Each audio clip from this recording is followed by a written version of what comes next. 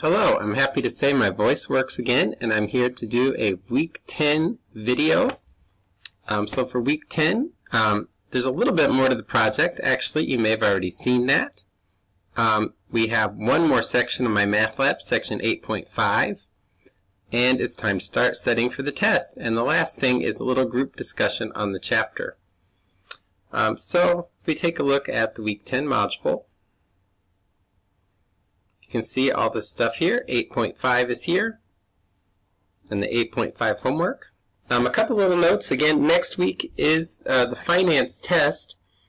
So that's going to be the same as the last time, where you can either do that at home, and you have to use a quiz through Canvas and do that at home and use the Respondus lockdown browser, or you can still go to the lab as you have been on the other tests. So that stuff will get posted, well, the quiz and things will get posted next Monday.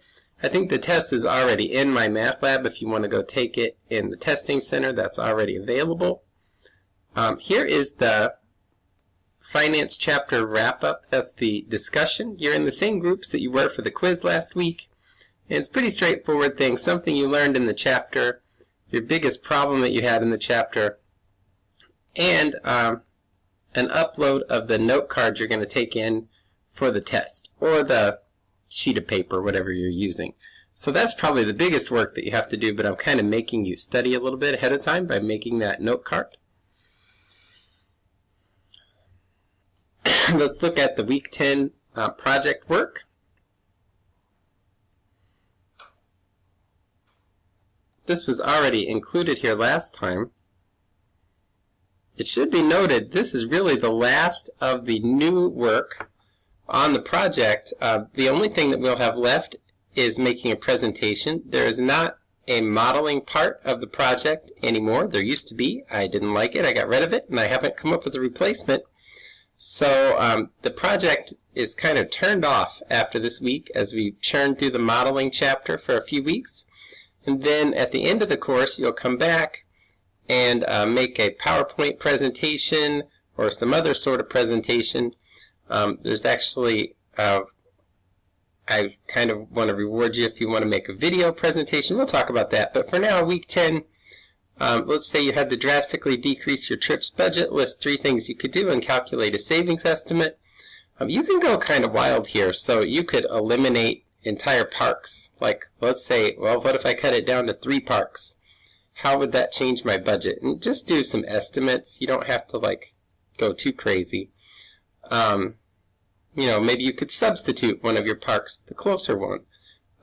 Some people decide to go camping instead of hotel rooms, and they look into how much that would save.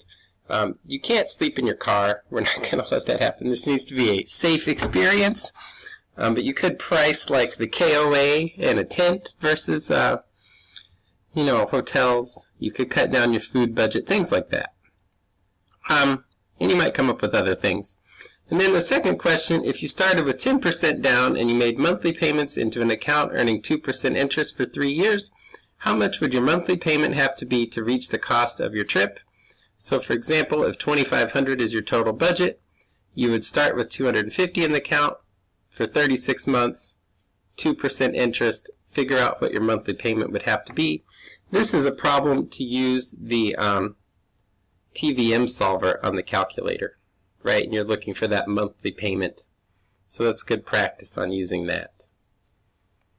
That is pretty much it for week 10. So we're here at the end of the finance chapter.